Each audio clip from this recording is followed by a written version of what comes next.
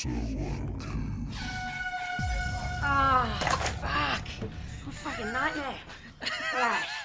Hi. Where have you been, Caroline? Up and down the street. Just up and down. Like in a car, up and down to... I've been buying cheesy mite scrolls. Sorry, guys. How are you? We're good. We're just going to get straight into it. Great, let's do it. I'll shut the door. How's your blood pressure? It's Zen. Yep. I did do an early morning yoga. Welcome to So Uncouth, a podcast filled with conversations you can't have in polite company. I'm Victoria Hannaford. I'm a recovering journalist. Say hello to Caroline Craig. She's an actor who's very calm. I am Zen. And our mysterious friend, Bunsen Burner, who earned that name due to an eruption that rivaled Krakatoa. Greet the listener, Bunsen. I'll use my voice this time. Hi. Well, we're three friends. We live in three different cities, so this is our weekly catch-up. But I think before we get into it, I think we need to apologise to our tens of listeners for the filth of last episode. I haven't had a shower. I'm reasonably uncouth, but I'd like to promise that we're going to deliver more highbrow content this week. I can't say that for sure, but hopefully it'll be an episode that's not focused solely on bodily emissions. Listen, I think apologise is a little too strong a word. I think acknowledge is where I'd like to position that. But the take-home message is that we won't always be so bodily focused. But I'd just like to leave the door open. That's all I'm saying. I did call Victoria and I said, more erudite, fewer emissions. Whereas I said to her, pretty gross.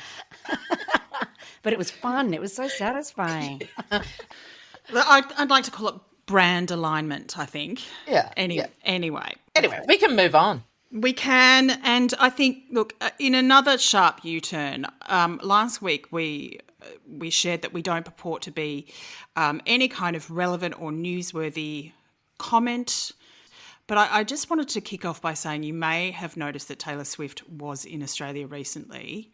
Before you get too excited or enraged about that, I just wanted to touch on two very important items to do with her tour that you may not be aware of. So the first thing is, this is very geographically specific content, but I think it's important that the world knows the kinds of things I have to suffer through living in Adelaide. Number one, Taylor did not schedule a date here, but a local rag decided that it was a good idea to get a cardboard cutout of Taylor and snap her all over town to get some sort of clickery, which... But, I mean, here you are. You're giving it verbal clickery. That is just a level of desperation I've never seen before. Was the cardboard cutout holding anything? Like a wonderful packet of fries that you could buy from this very shop behind me? Was there any sort of... No. And where was the cut? Can you give us some locations for where the cardboard cutout? Oh, sorry, okay. Taylor was seen. Inverted commas, Taylor. So I will say that it was not an endorsed cardboard cutout. I would say that this was an off-brand, a tailored Taylor. Taylor, a bootleg Taylor. The only thing I know is that they put her at the airport, and then I tuned out, and I think they just put her like at local landmarks so that they could get a snapper. I was like, wow, things are not tippity top in that newsroom. I'll say that much. That's what you call fake news, people, and you heard it here first. Well, so there's one other detail that I wanted to bring your attention to. She went to a restaurant in Sydney, had dinner, but she got the waitstaff to sign an NDA so no one could talk about what she ate. And I was like... What do you think she ate? Pasta. Oh, or was it seared tuna? If it was seared tuna, you could write about that, sure. Are you saying that she... is that just a wild guess, or is it a pasta restaurant? Do they serve anything other than pasta, or did someone break their NDA? It's an Italian restaurant, so I think we could throw some bets that she ate pasta. Anyway, so what I want to know is, now Bunsen, I know you made us sign an NDA so that we can never reveal your true identity, but I want to know, like, when have you guys, particularly you, Caroline, because I feel like this is an industry-specific thing, when have you been asked to sign NDAs, and is it ever okay to break one? Or if you even talk about it? Are you breaking one? I've signed a heap. I've broken them all.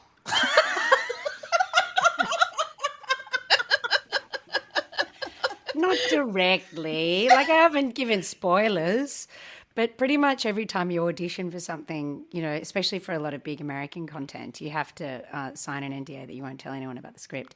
And I just get so excited, but I don't share it. I might just say there's something exciting coming. I'm not in it, but I might be. And then once I don't get the role, I'm like, I don't care. And people go, oh, what about that show? I don't care. I deleted it. So,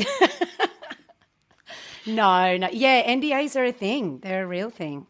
And, but, you know, funnily enough, things like Underbelly, which, you know, did sort of suffer a lot of leakage.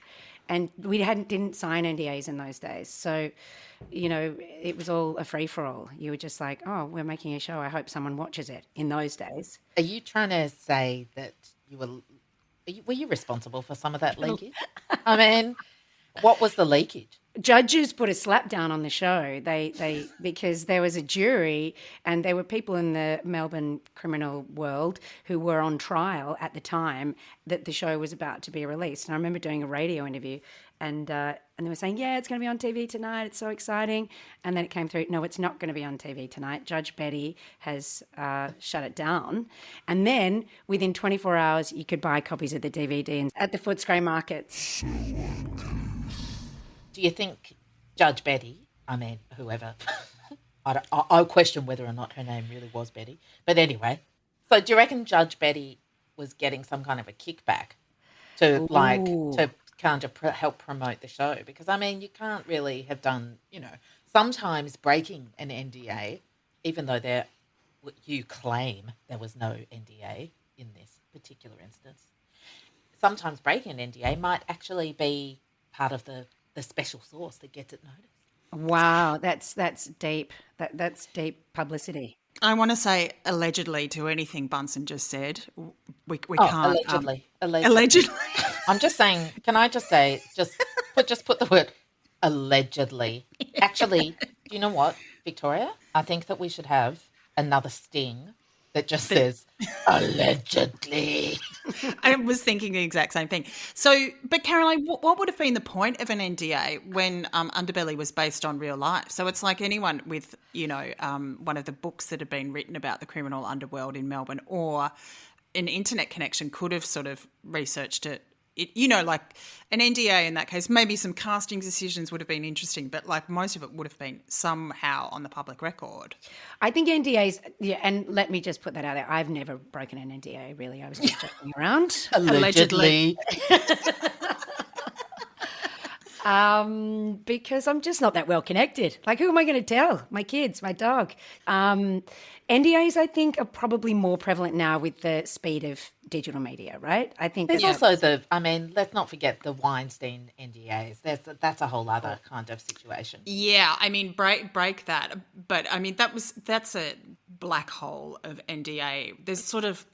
Just to clarify, there are a whole lot of NDAs that can be part of a legal settlement that kind of like are sort of like, well, listen, we'll give you some money, but you know, anyway, we're not talking about those kinds of NDAs. No. We're just talking about NDAs that are like, don't tell anybody about this show. Yeah, so spoiler alerts. That's the thing that I think is kind of, so we're talking about the sort of surface level NDA that is like, don't tell anyone about the great plot of this. Or what Taylor TV Swift show. ate for dinner.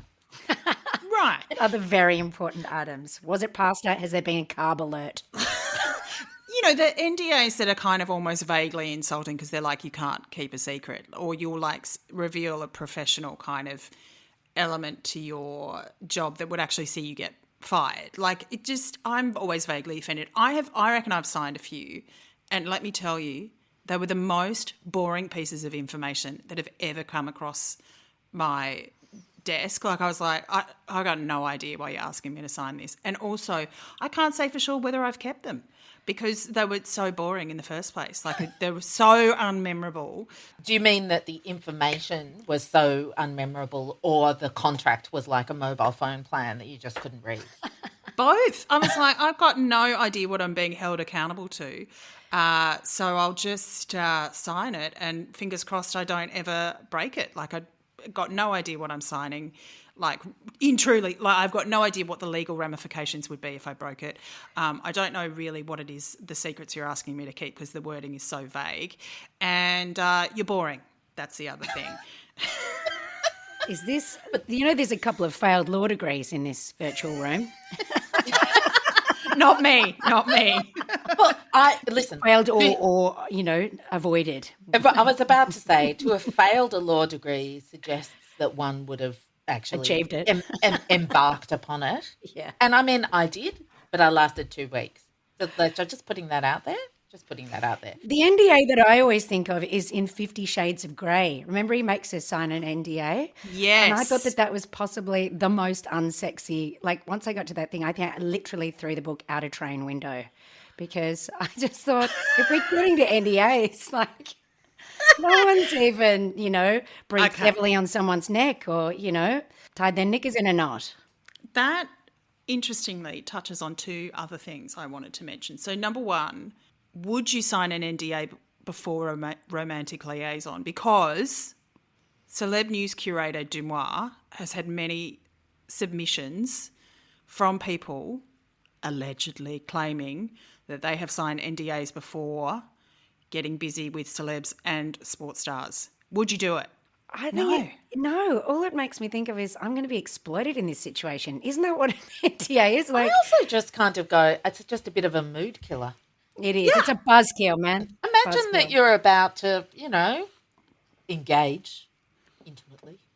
And then someone says, hang on, there's some paperwork that we just need to complete first. And on page 37, here, I'll just put these you sign stickers on. Hang on. Yeah. I just want to clear that up, and then we can resume our activities. I mean, do these NDAs, they must surely be signed after the fact. I don't know. I reckon that person's got tickets on themselves. Anyone asking you to sign an NDA, get a grip. You two have signed NDAs to not reveal my identity. So, all right. So I've got another. That leads me into another question about your literature habits, Caroline. We know you've read 50 Shades of Grey. No, she didn't. She chucked it out the window. I threw it out the window when I got to the NDA. I never know what happened. Why did they sign the NDA? Did they have sex? I can't believe it. Do you know what? I've never read it. My 80-year-old stepfather has read them all and seen all the movies. Does he recommend them? Well, I think he's often asleep, actually, and I can hear it playing, the DVD playing upstairs. He uses them to get to sleep. That's how sexy it is. I always had questions about the film adaptation. I was always like, because there were bits of it that were like, the continuity was really off. Like, I can't remember if it was the first or second movie, but like went missing and then 2 minutes later entered the room after being rescued. And I just thought they must have been pissing themselves like on set the whole time with the insane leaps of logic. Listen, I haven't watched the film or read the book. It's kind of like being in a university tutorial. I'll talk anyway. But tell us what you thought. What's your opinion? My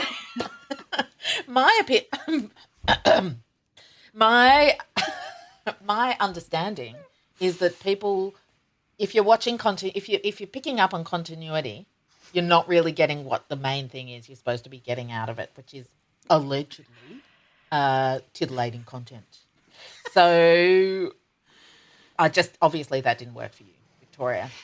Well, no, I had questions because I feel like they were possibly under a contractual agreement to be very po-faced and serious about the whole thing, when I reckon you would have had to have been pissing yourself laughing in order to get over like the very like melodramatic tone of the film. Like, is that like a survival technique, Caroline, when you're on set? Oh, yeah, there's got to be a lot of gags. I mean, I think that actually, sorry to bring it back to last week, but there'd be a lot of fart gags. I mean, there'd just be all sorts of... I'm not sorry at all. No, I mean, it's a closed set. Where's the ventilation? A lot of Dutch ovens. There was one other thing I wanted to ask you about your book habits, Caroline, because, Ooh. yeah, here I'm we in go. trouble today. What did I Yeah. do wrong? No. What I think is I may have to apologise for judging you harshly for something that I think perhaps you were leading the way with, and that is you used to do a little bit of book pilfery back in the day. I remember when I was living in Bondi, a copy of Respect for Acting went missing after you came to visit one time, and I was like, probably you recognised quite accurately that I had no business owning that book. But I was like, you mailed it back. It was totally fine. But it was just that thing of like, you recognise that books are public property. She did not mail that book. She did. Still got it. I've No, got a I've couple got of it. copies actually. That's No, weird. I've got it. But what I thought was that you recognised well ahead of time that books need to be shared beyond their initial lifespan. But at the time I was like, the hubris. I was so impressed that you were just like, that's mine. It's coming with me. I'll see you later. I have true respect. Although I must admit, I might have not read it all. Because I thought when you, I've got a couple of things to say here. Firstly, I think that habit of Caroline still continues, and she often, when she comes to my house, she goes, "Have you got anything good for me?"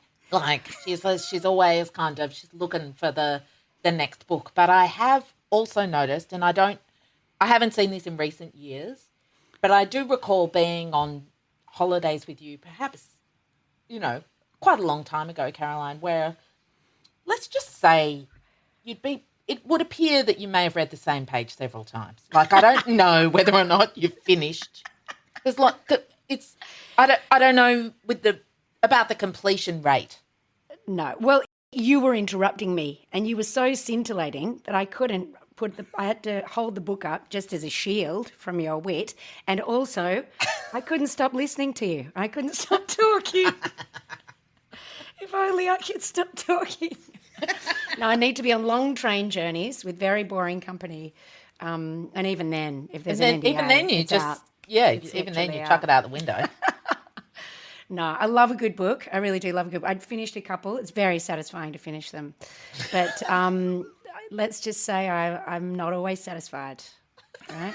Can't always get what you want. She's always hungry for the next title. Well, I never read Uta Hagen's Respect for Acting. I had no business in owning the book, clearly. Disrespect for acting, really. I think you could write disrespect for acting. No, but I think you touched on something like you were ahead of your time because you recognised that, like, books are better when shared.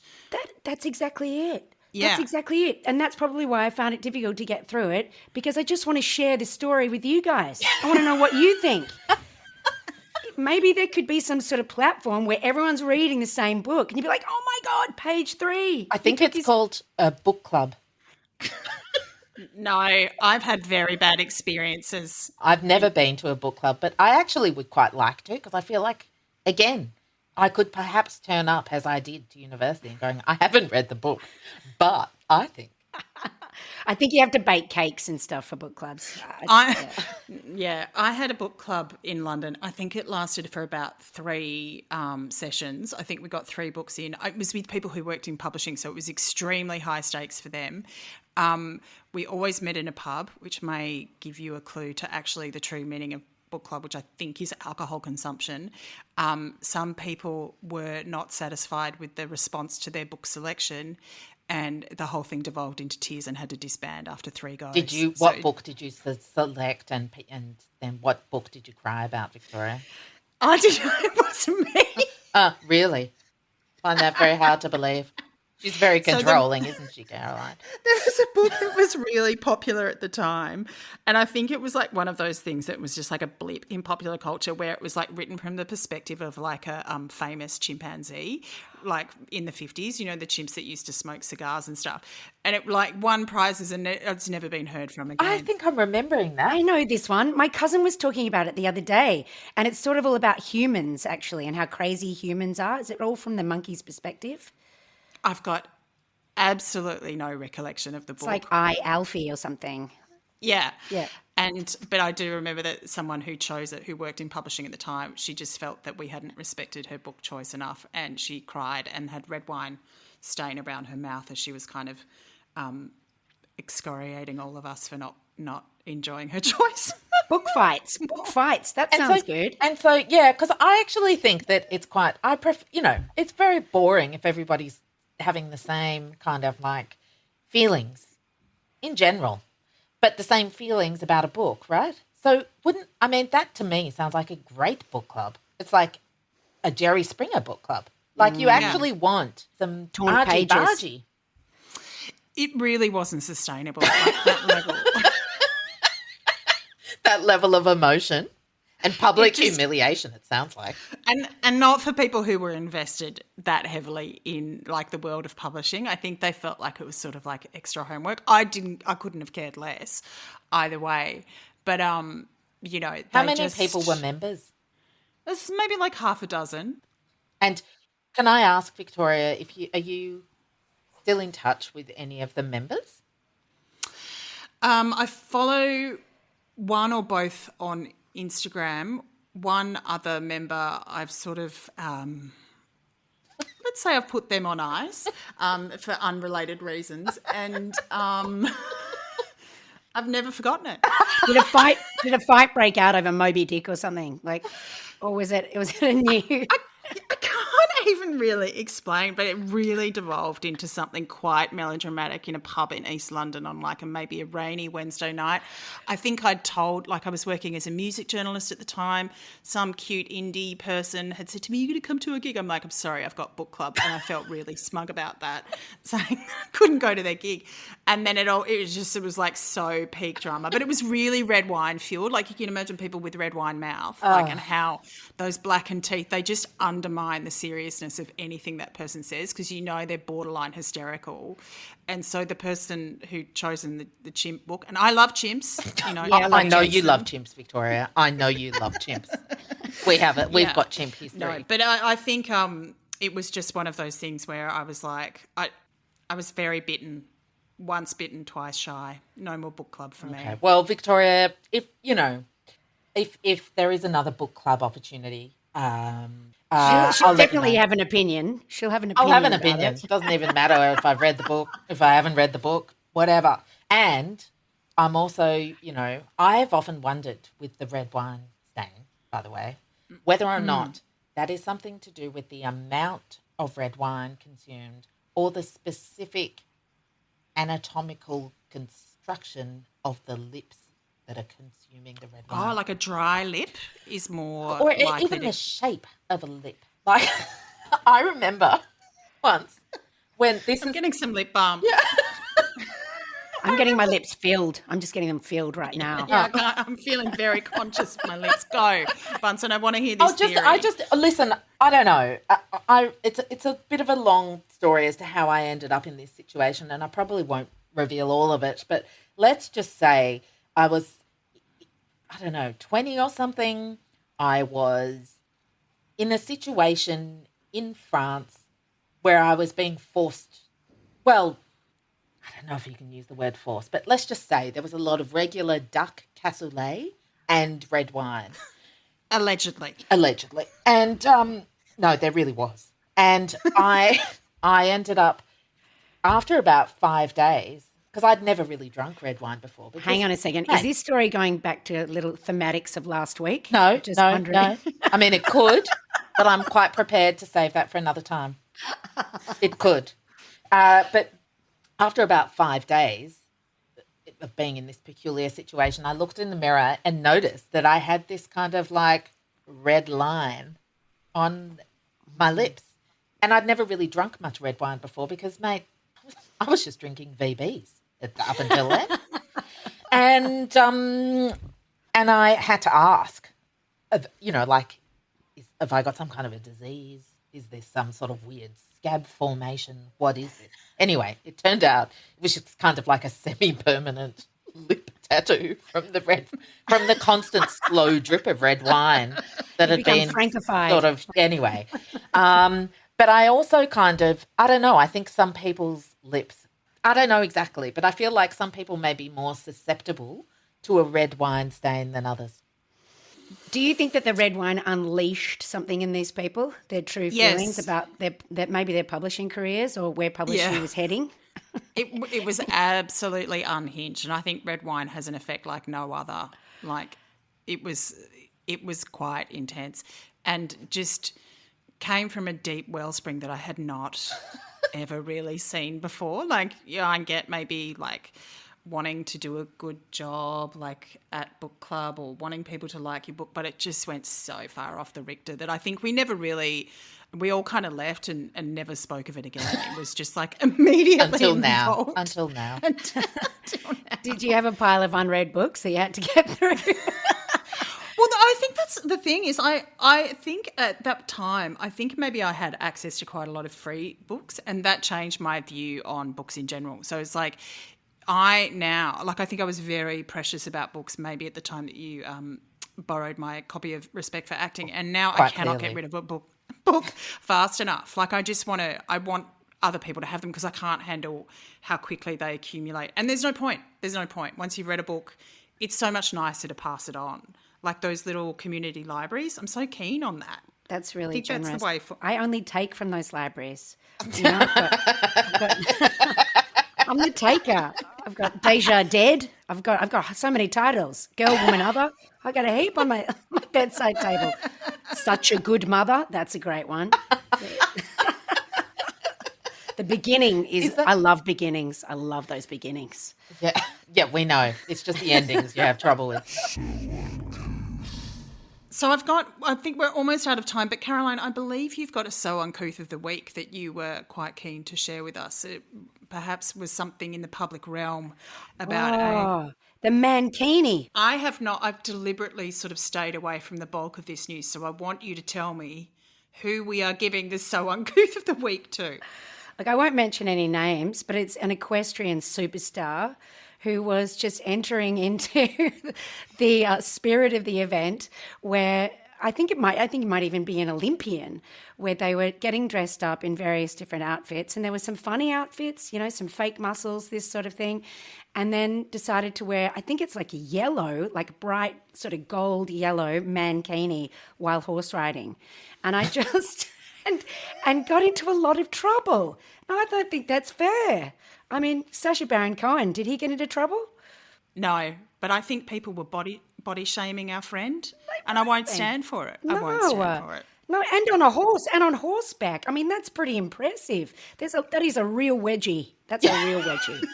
I was about to say, do you think it was the combo of the horse and the mankini? Like, do you reckon he would have got into so much trouble if the horse hadn't been involved? I don't think so. So, I mean, people were saying that he was uncouth. I'm saying they are uncouth. And, it gets very hot when you're horse riding. Sometimes you need to have an open chest.